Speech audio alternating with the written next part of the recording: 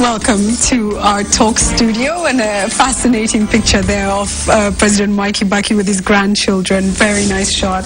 But our focus, of course, is his political backyard and what happens to the votes in that region, and the numbers we've been given. Registered voters just under 2 million, significant numbers. Let me start this week with you, Kipchumba Murkomen. Great pleasure to have you both in, David Makali. What are your thoughts on what happens, particularly seeing as there are so many people who've expressed their interest in going for the presidency from this region?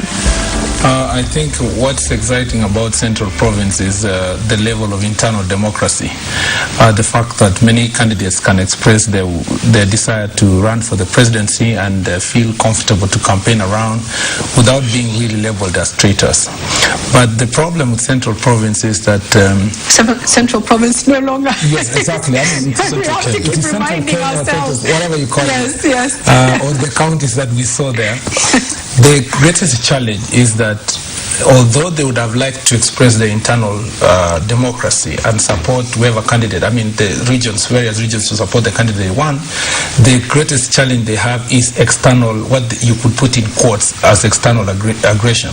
When immediately the other candidates who are not from that region start campaigning in a manner likely to suggest that the interests of the people of that region are at risk, then they naturally they go to the defense and they conglomerate on each other. The fear factor. Fear factor, and that's what happened in 2007. I remember, even candidates or even citizens from that area who felt like they were willing to support Raila Odinga, immediately they began, there was this message generally that we are under threat, whether it's business-wise or security-wise or land-related issues.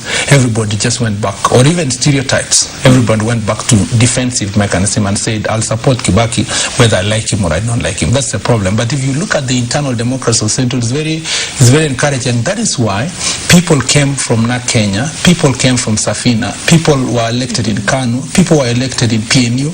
Why? Because internally they are comfortable, electing whatever candidate. But then when they think about external, outside the area, they think that we can conglomerate around somebody. And that is the challenge in terms of who will be the candidate from that region. Very interesting. David, your thoughts? I think what is happening in Central is a crisis of how to go into the future. There is a determination, there's some anxiety in Central when you see all these political parties being formed. There is a generation that wants to break from the past. The independence generation politicians, the last of which is now Kibaki. After Kibaki, the new generation of leaders emerging want to take a break into the future, and they want to be unshackled from that history or that legacy of patronage, so to speak, of the people who control the political destiny of Central Province or the Kikuyu community. And the counties. Yes, the counties that are, in central Kenya. And that is seen in the number of political parties being formed. One is that people are looking for vehicles which they can use to get elected, while all of them, as Murkomen has said, are trying to identify one candidate whom they'll stand behind. But they cannot be in one party, because that means some of their careers, some of those people will not get elected. So they have to have options which they can fall back to. And if you look at the last election, for example, Central has already generated MPs on different political parties. There was Safina, there was DP, NAK Kenya, and so forth. So each of these parties is really being seen as an opportunity to get back to Parliament, but there is no dispute about where Central Kenya vote is, and all of them, all these political parties, they have only one suitor, which is Uhuru Kenyatta. Okay, you've come to Uhuru Kenyatta, and of course there was the virtual endorsement from the former President Daniel Arap Moi that happened yesterday. Murkomen, how do you think this affects his potential candidature for the presidency? First of all, I think that why Moi endorsed Uhuru is because Moi has always believed that I was right, that Uhuru was either a candidate in 2002, who was going to be president then, or a candidate of the future. So for me, I think he was doing that to prove a point. Second, it's that I think Uhuru has matured from 2002 to to a person who can sell as a presidential candidate.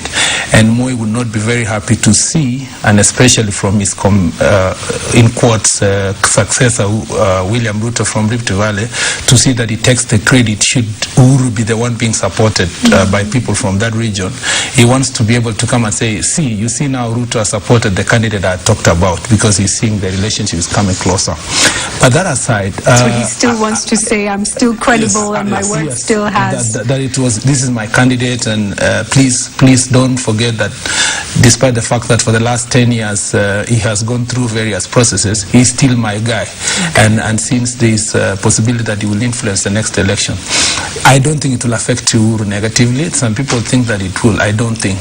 The significance of Moi's endorsement now is not as equal as it was in 2002. Uhuru has mutated, if you can put it that way, and he has been owned by so many people, including Central Province and including President Kibaki himself. Okay. Well, I think the significant thing about Moi's speech at the funeral is that he is trying to own Uhuru as a member of KANU. Yeah. And Uhuru is not departing from KANU for very strategic reasons, even though I know that he belongs to other political parties that have been formed in the central constellation.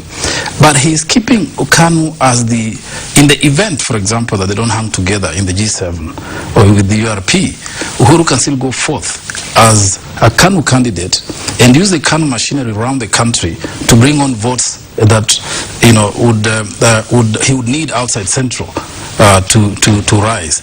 And if he has that KANU machinery, in Rift Valley, for example, if he has Moi as his main campaigner there, he is going to be able to mobilize a few votes from the Kalenjin and Rift Valley community that he would not get if he didn't have KANU as his party. My view is that I think Moi's endorsement of him is a negative rather than a plus in his quest for the presidency. Clearly, there is no doubt that he's enjoying the endorsement of Kibaki, and now he has the endorsement of former President Moi. Now, people have to analyze whether that continuity is what they want in the context of this new election. And very interesting, considering the fact that in KANU it looks like Gideon is trying to pose a challenge to Uhuru, and then this statement comes out, obviously, from his father. Let's go to the other candidates that we've seen very quickly. Martha Karua, Peter Kenneth, we have Mutava Musimi, who expressed interest. We've also had Paul Muite.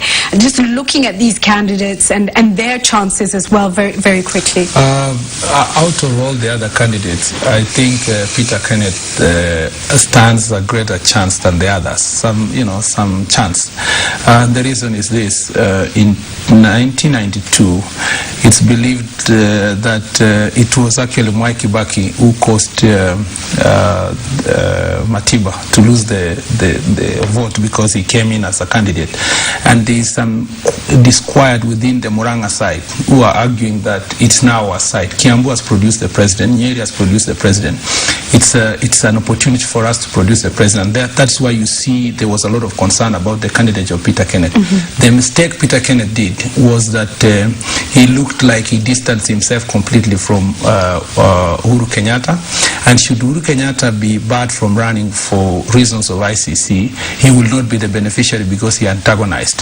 The same to Martha Karua and the same with Mutava Musimi. They have not been sympathetic enough to Uhuru Kenyatta to be able to succeed him should there be an eventuality that he's not going to run as a candidate.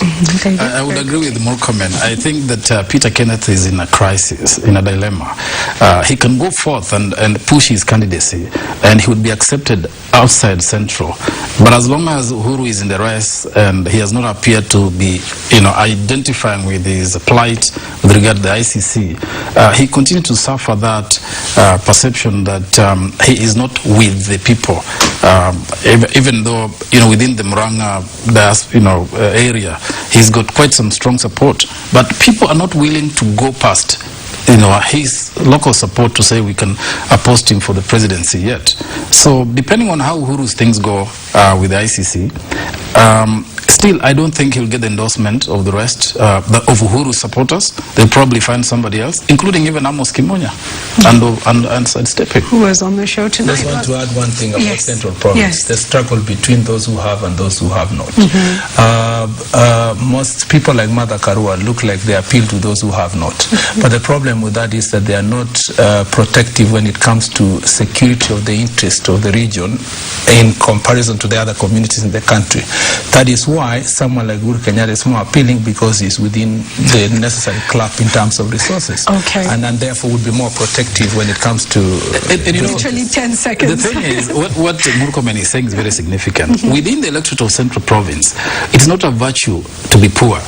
And that's why Koigi Wamwere, although he was very popular and he fought, he was not recognized, because they think that if you don't have, what are you going to give us? But this is a nationwide thing, gentlemen. This is reflected right across Kenya. I'm not if sure. You can't succeed, you're not going to. Not so sure about that. Share your views with us. I think it's a countrywide thing. When you see Kamlesh Padney at court getting students lining up to sign autographs, and it's a celebration of wealth. But and thank you so much for your views. Of course, our question tonight is on road safety.